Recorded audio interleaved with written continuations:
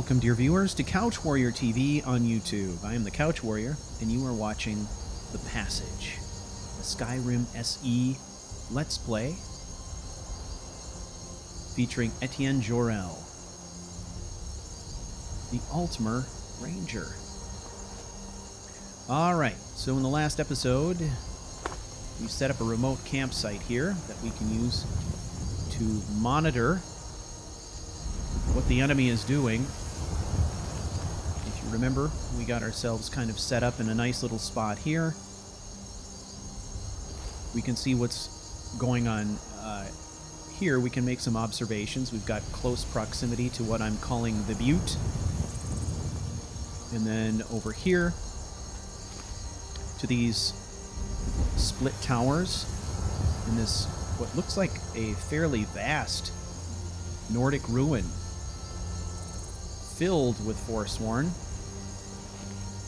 Now, in addition to that, from here, from this point down here, we can also catch a glimpse of that main camp, the main Forsworn camp, and then there appeared to be some kind of a settlement down here.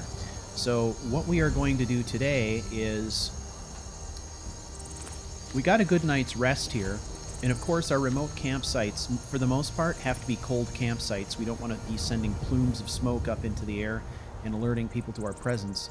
So, you know, it's not exactly the comfortable camping that we have at the Crow's Nest, but it'll do, right? It's concealed and it's close by, and it's a place to kind of get refreshed, settle in, get out of the weather if things are bad. So we've established that camp. Now today what we're going to do is we are going to go check out this settlement. We're going to see what this settlement is that seems to be right in the heart of the plateau. And then we are going to try and get a closer look at that large Forsworn camp. See if we can get a body count. Get a sense for who's there. And then the plan is to head back to the Crow's Nest so that we can spend a night in our main camp, which of course is way over in this area. Okay. But first we're going to check out this settlement. And then, as we've discussed in the last couple of episodes, we are going to have to get pretty serious about heading back to Markarth at some point here. But before we do that, we need to find an opportunity to upgrade our gear. And that is going to require that we, once and for all, get access to some smithing tools. Smithing station. And to this point, we've kind of established that up here on the plateau, the smithing stations are primarily owned by our enemies. So I think what we're going to do is we're going to get some things together here, and we won't probably do this tomorrow. We'll do this tomorrow. The plan is to get some things together that we can trade, and we're going to go pay a call on the Orc settlement and see if we can trade with them. Trade and barter and get access to some of their smithing equipment to do the things that we need. So there are a limited number of potential allies that we have in this war against the Forsworn, just because of proximity and because of the secrecy of our mission. So if we can make allies of the orcs that are settled here in the Reach and trade with them and use their stuff and maybe even camp there periodically, stuff like that, that's great for us. So that is what we are going to do. But today is all about kind of finishing our reconnaissance of the Forsworn camps and then getting back to base camp. So let's get down in here and figure out what this place is. We need to figure out what the settlement is, what it has to offer.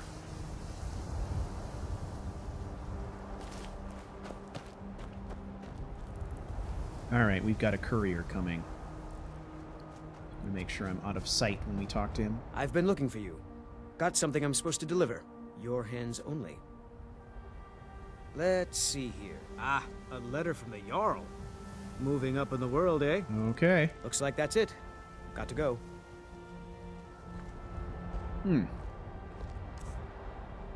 Let's check this out.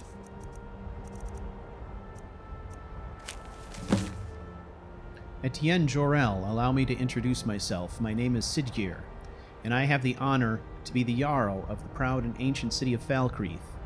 The fame of your exploits across Skyrim has brought you to my attention. If you're interested in becoming a Thane of Falkreath Hold, I invite you to speak to me the next time you are in Falkreath. Aside from the honor that accrues to the title, my Thanes are entitled to a personal housecarl. I also can tell you privately that a choice parcel of land in Falkreath would be available for your purchase, should your services prove useful to me. I look forward to meeting you in person. I remain Jarl Sidgir of Falkreath.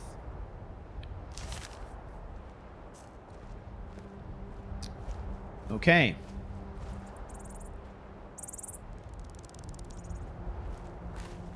Obviously, that was a courier who was sent to provide me with that letter by the Thalmor. Right? It couldn't be anything else. Right?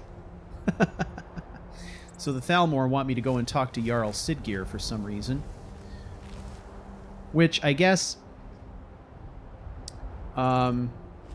isn't totally surprising because of Falkreath's proximity to the Reach.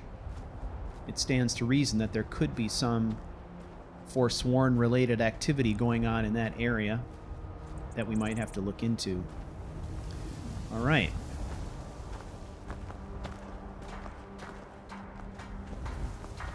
This is the Sinkhole.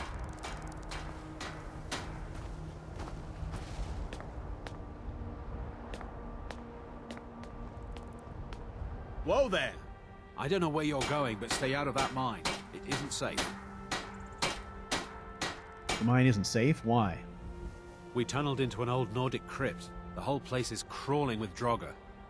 We're not mining up any ore with those undead around, so I wouldn't go down there if I were you. All right. I'll stay out then. Good to hear.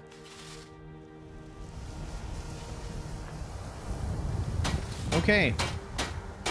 Let me guess. Someone stole your sweet roll. No, nobody stole my sweet roll, dick. So this is probably a good time to talk about mods. I have added a few more. And we should probably... Whoa there! I don't know where you're going, but stay out of that my mine. face. It isn't safe. So you probably notice some things look different about the Sinkhole here. Yes, they do. I am using a mod that enhances this settlement. It's created by Thalmor, and I'm pulling that down off of Bethesda.net. I am doing all of my modding at this time directly through Bethesda.net, right through the Skyrim launcher interface. I'm not using any mod managers at this point. That may switch in the future as things get more complex. But right now, I am kind of sticking with the basics. Now, I've also loaded up a mod by Thalmor that enhances the settlement of Karthwasten, because I'm kind of focusing on just modding the settlements that we are going to be encountering here as part of our story. If we expand outside the Reach, and there are mods that are relevant there, then I will include those also. Now, I have obviously we've been using Campfire pretty extensively, but I have now also included iNeed as part of the mix, so we get to worry about stuff like water, things like that, which is good.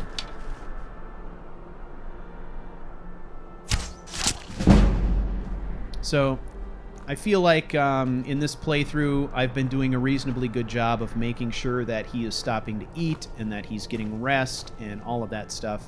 I think the Campfire mod makes that a bit of a necessity anyway, something that you pay attention to. However, iNeed is nice because I wanted the ability to have a water skin and have him be drinking water instead of mead and stuff. And I like the idea that I can take my water skin and I can refill it in the field and do all that good stuff. So I'm pretty happy about that decision. All right. This is an ugly scene.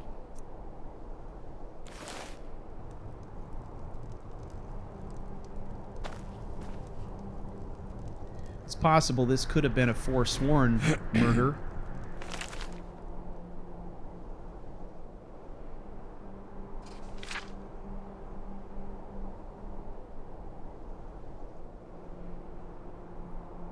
Thalmor says he's been saving his wages for the last few months, stowing them away in the old stump up there. With that, we should be able to buy passage to Riften and our freedom. Oh, love, I can't wait another hour. Looks like they were trying to run away together and didn't get very far.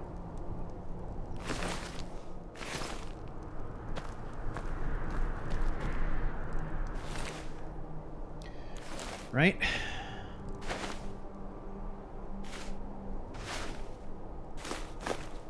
We'll take a few cooking ingredients.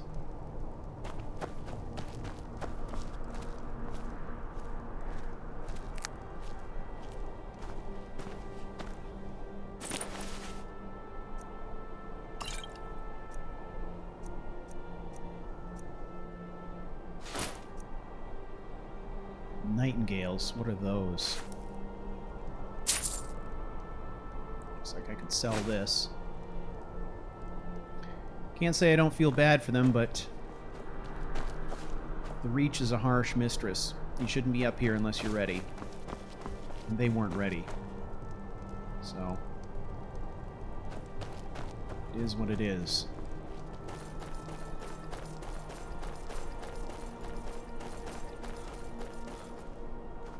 One of the things that I just wanted to mention real quick, because I keep answering the question in comments, no, I'm not using Frostfall, and at the moment I don't have any plans to use Frostfall. I've used it before. I know it's a great mod. Chesko is a wonderful modder, and I love the mod for my personal playthroughs, but I don't like it for Let's Plays. And the reason I don't like it for Let's Plays is despite the fact that you can dial it up and down, it does a lot. There's a lot going on under the hood there, and there are times when despite my settings, it hijacks my story by causing me to do things that I don't want to do. It for me, in the context of a Let's Play, it causes me to lose control over certain aspects of the story. So at this point, I am not planning on using it. It doesn't mean that I won't introduce it in the future, but I just wanted to clear the air on that. I mean, right now we are using Campfire and iNeed, which I think is more than adequate in terms of survival mods.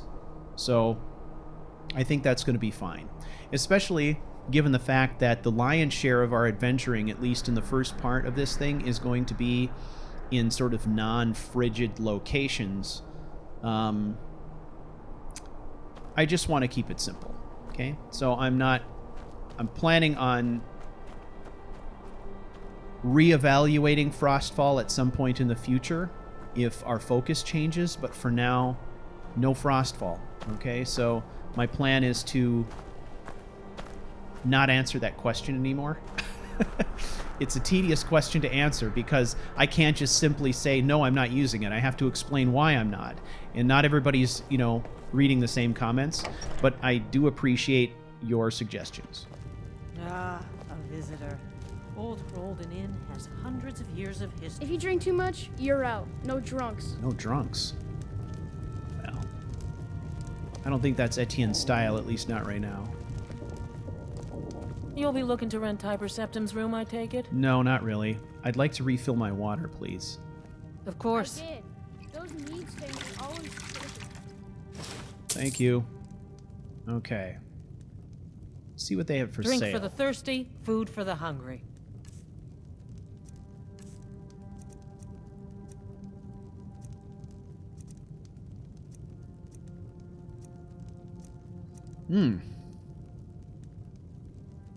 More water skins.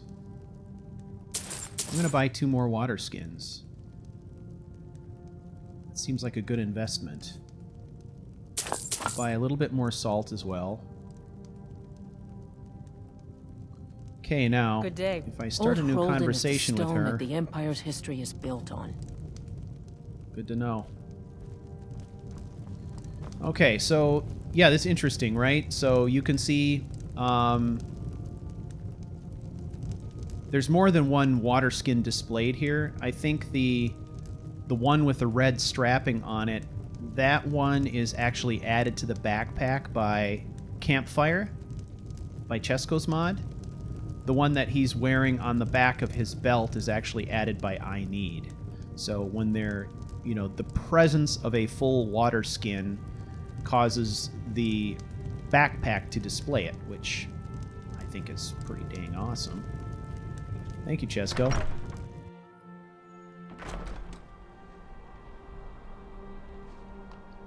Okay. Chesko thinks of everything. He does, truly. Okay. So, let's have a look.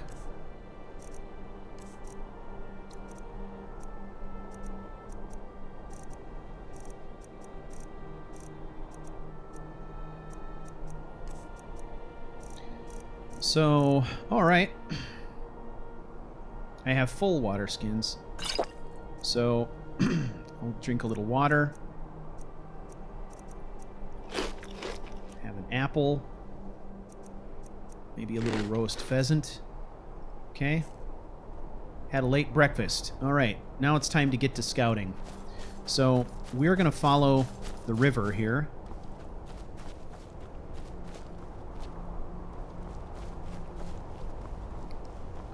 Let's get our bearings. Okay, there's the river. There's a new road. This is a road we haven't observed yet. We've been actually monitoring the north-south road. This is an east-west road. So we're kind of getting our bearings here, recognizing that we're kind of coming at Markarth from a different direction here now.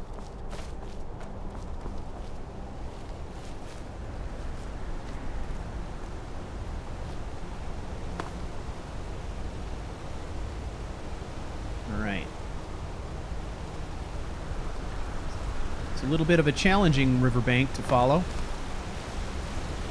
That's okay. I love this little island here.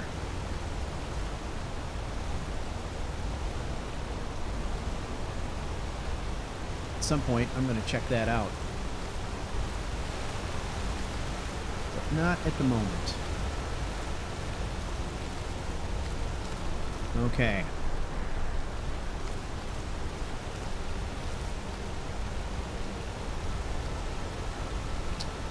See. Road continues along the bank. We've got a couple of bridges there going inland. And if our direction sense is serving us, those bridges head in roughly the direction of the camp that we want to observe. So what we're going to do is we're going to go uphill here and see what we can learn.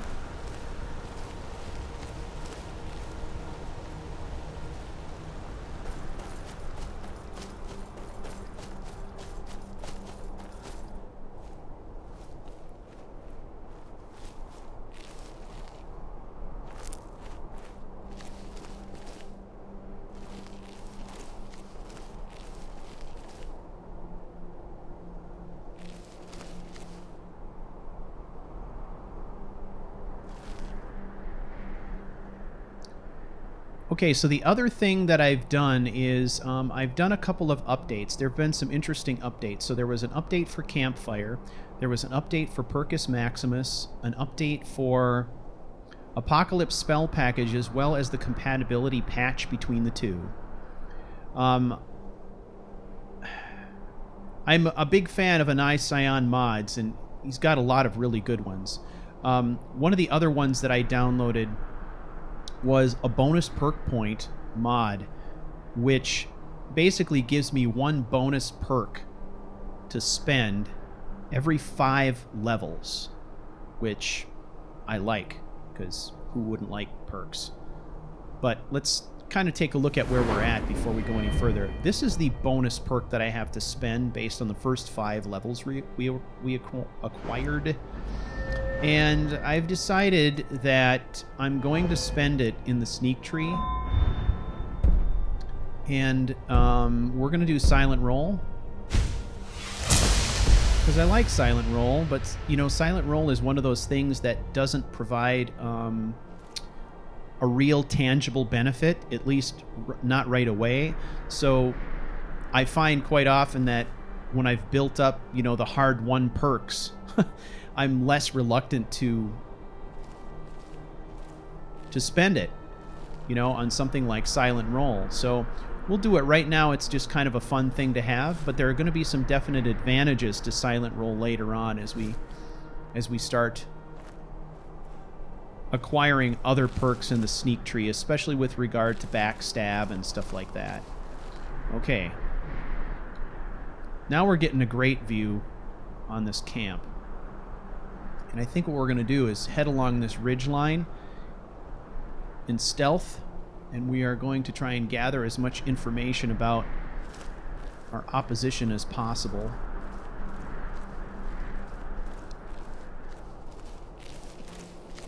Okay, I think to start with, let's head up this way.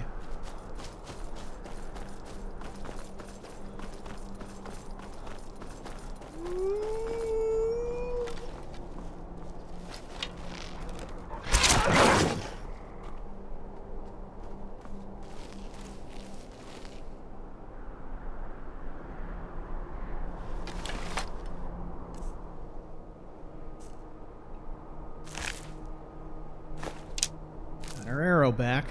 Gotta love that.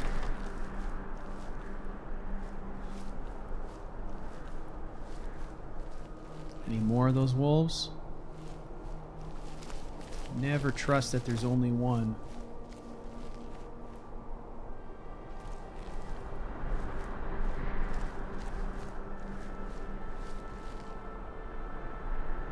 Well, we seem good. Now let's get our bearings again, okay? Here's the settlement, the Sinkhole. We're seeing it from the other side now. We went up around this ridge and ended up at Old Roldan, right? Coming out of town this way points us directly at that giant Forsworn camp. And when we came to this place, firstly, see this point right up there? That point is our Overwatch point where we set up our tent. So we came right down through here, did a big loop around, whoa, and then we're right back in this area, okay? So just kind of, you know, putting all the pieces together in terms of how things are situated here. Let's see if we can get up in here. There we go.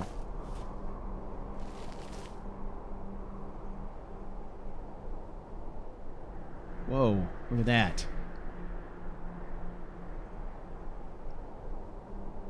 That looks just like Melka. Hagraven.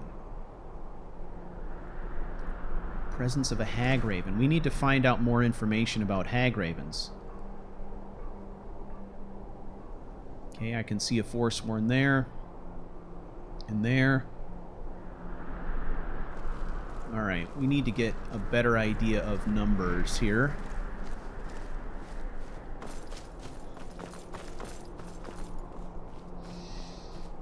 I'm sure these villagers are well aware that they're sitting practically on top of a Forsworn camp. They have to know, right?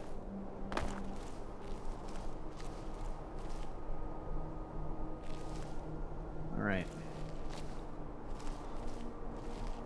Which begs the question,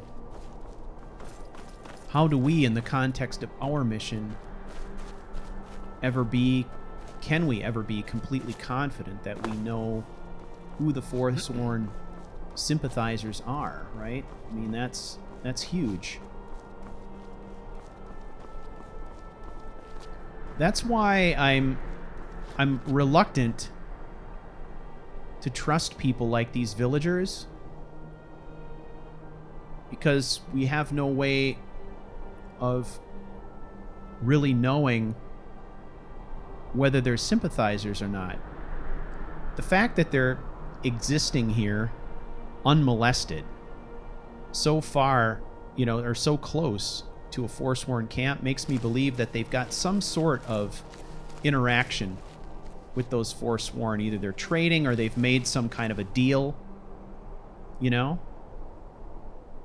So that's why at this point I'm more inclined to put my faith in the orc tribes locally as far as, you know, trading partners and stuff like that, just because they're more of an insular culture, right? They're not, they have their walls, they stick to themselves, which means they're probably less inclined to, you know, bow to threats and cajoling from the Forsworn. So based on that logic, I think it makes more sense that we would kind of ally ourselves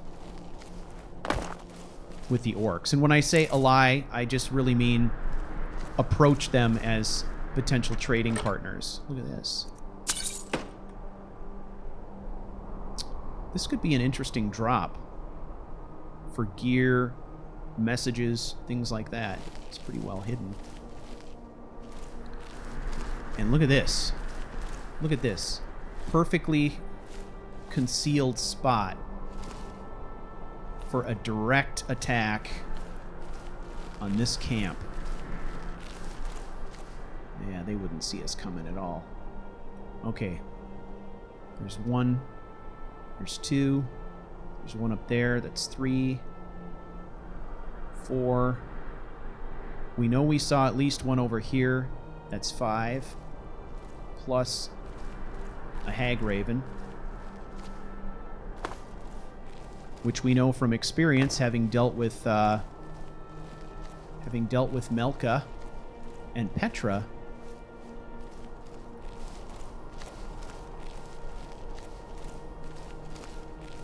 that they're relatively powerful mages, so we have to be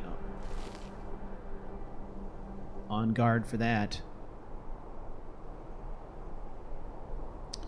Alright.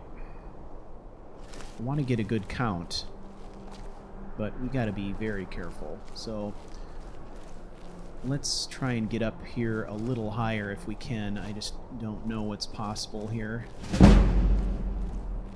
Well, sneak levels, we'll take those. Here we go. Let's go this way.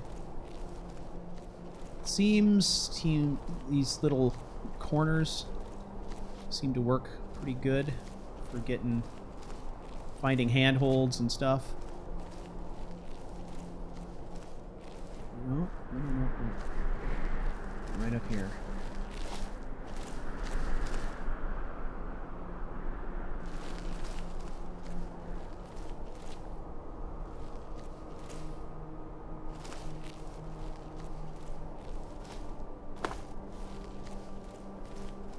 Here.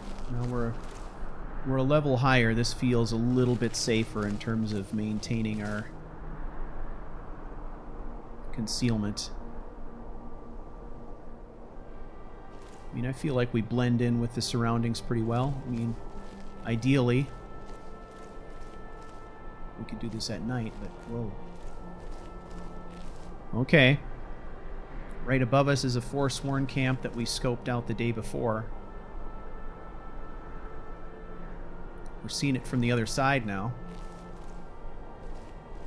So, we're getting a lot accomplished here, people. Just in terms of recon.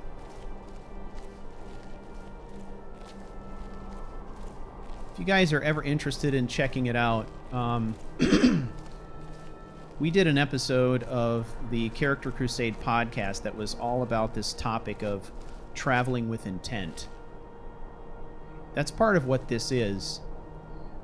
The recon that we're doing now, it's kind of a role-play device, but it also has the side effect of making the moment of attack on our enemies that much more fulfilling. because we've kind of done all this preparatory work, right? And it means we can pack our gear, and we can, rather than just, you know, bringing everything in the kitchen sink with us when we do our attack, we can pack exactly the things we know we need to bring to deal with the foes that we're expecting, because we've done our work ahead of time. Okay, let's look now. This is a better vantage point. We just need to stay concealed. So, Hagraven. 1, 2, 3 there. 4, 5, 6, 7, 8. And I'd be surprised if there wasn't one inside there. Let's call it 2 to be safe. So we've got 10 Forsworn down here and a Hagraven, pretty powerful mage. Some of these are going to be mages as well, and they seem to be guarding a cave entrance. Who knows what's in there? All right.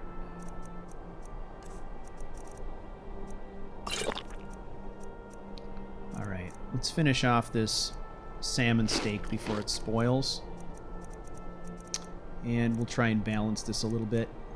An apple and a carrot. All right. Ooh.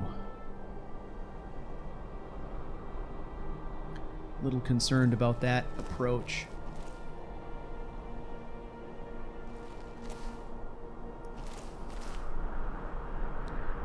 That's going to bring us too close to the camp. We've got to go back the way we came somehow. Let's see if we can make it around here. Okay, these seams aren't going to help us too far down. Okay, here we go. Making the jump.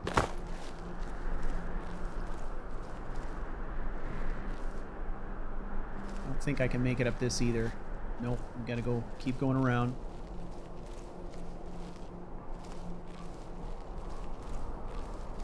Whoa.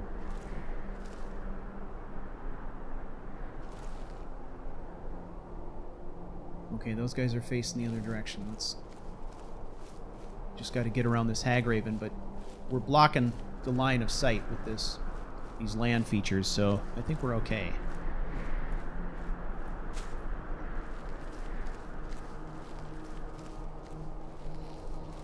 All right, let's see if we can get up this way. We did before, didn't we? This way? Yeah, we did, but we did it by going right over here.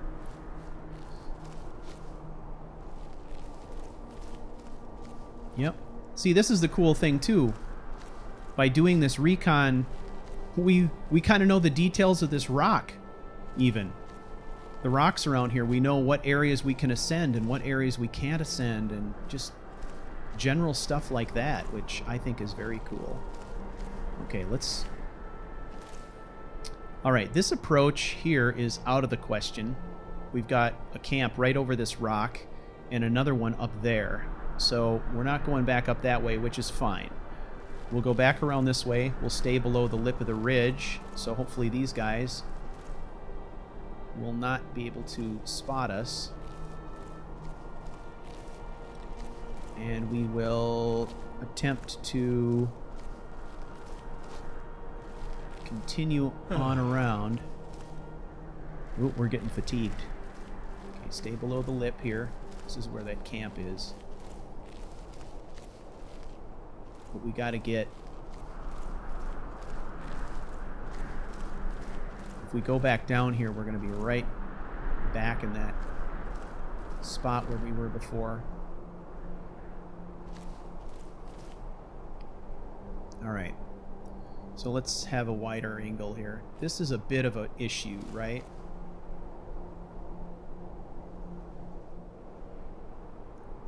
We can't go around this rock because that's going to drop us back down onto that platform right there that caused us to go around and get back up in the first place. So we got to go kind of across this opening.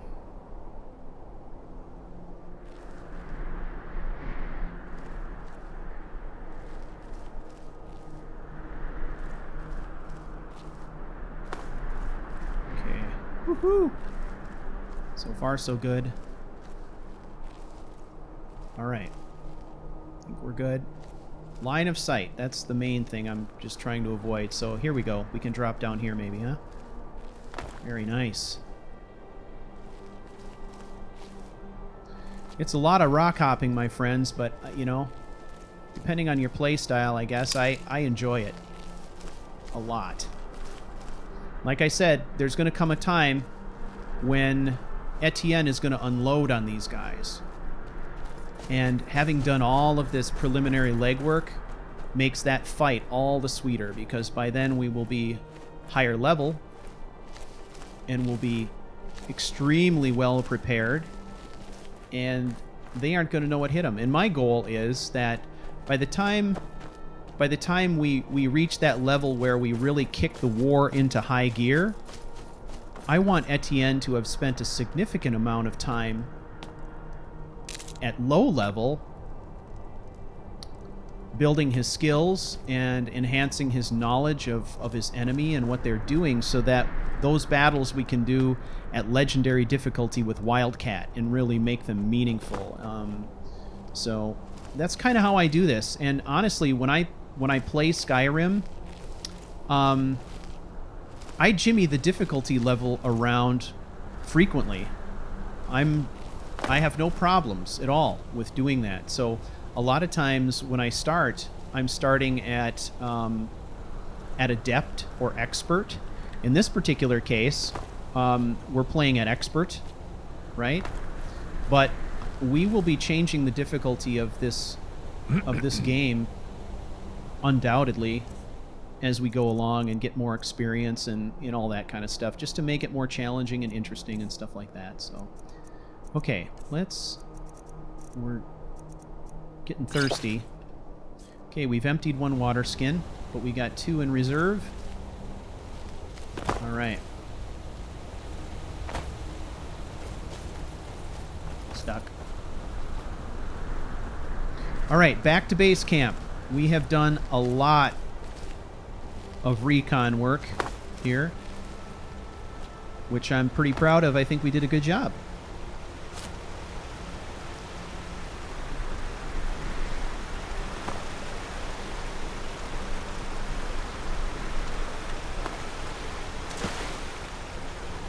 Okay, watch the road.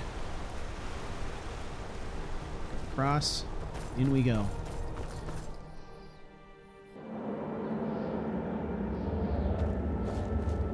Well, I want to thank you, everybody, for being so supportive of this Let's Play and Couch Warrior TV. I really do appreciate it. This retro Let's Play has been a lot of fun to do. And don't get me wrong, I do plan on continuing it. These are a lot of fun to put together. And relatively easy by comparison if you measure them against my other Let's Plays, which require a bit more work to keep the story going.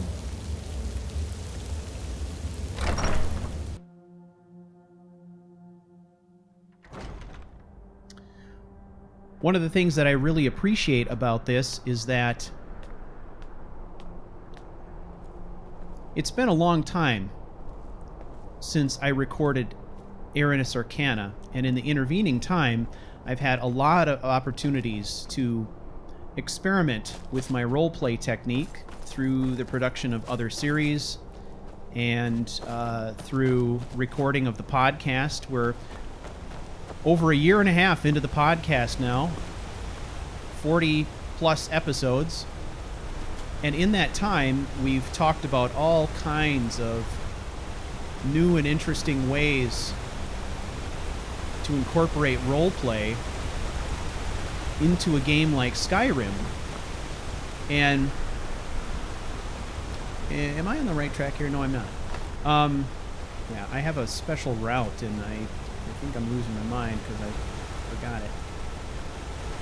When we leave from inside the tower, there's a specific route that I need to take in order to successfully get up the rocks, and it has to do with this kind of natural ramp here. And then I've got to get up in here and follow the seams somewhere here. There we go. Come on. can do it. Telling you what, the man's a billy goat. Look at him. He's a billy goat. He knows what he's doing. But the podcast, we spent a lot of time exploring ways to roleplay in this game, techniques, tips, tricks, things we've learned. And I've had the luxury of being able to apply a lot of those things. And I think it's really had a profound impact on the way that I play. And I'm finding this roleplay to be much more satisfying because of it. And honestly, I'm really intrigued by the idea of focusing so much on the Reach. The Reach is one of these places that I think a lot of times we just sort of take for granted, right? It's not typically the sexiest place when you compare it, say, against the Rift with all the beautiful trees, or the far north with all the snow and the creatures that live there, or the beautiful pine forests of Falkreath. This is a forbidding environment, and I know a lot of people who are like, oh, I don't want to go to Markarth, or I don't want to go into the Reach. I'm going to get in there, do what I need to do, and get out as fast as I can. It's really very interesting to play a character that is built to inhabit this space. That's who Ettient is, man. He's the Hound of the Reach. And it creates an entirely new experience of this landscape, which I just absolutely love. So, and I just wanted to once again take an opportunity to thank you all for your support. So we are going to call it here, my friends. In the next episode, we are going to do some crafting. We are going to take care of a few things in our camp. Then we're going to pack up and we're going to go out and find that orc settlement. And we're going to see if we can trade with them and set up some kind of a training partnership with them. I think there's potentially a lot of benefit in being able to do that. So that is what we will do next time. So I want to thank you all very much for watching this episode of The Passage, and I will see you next time.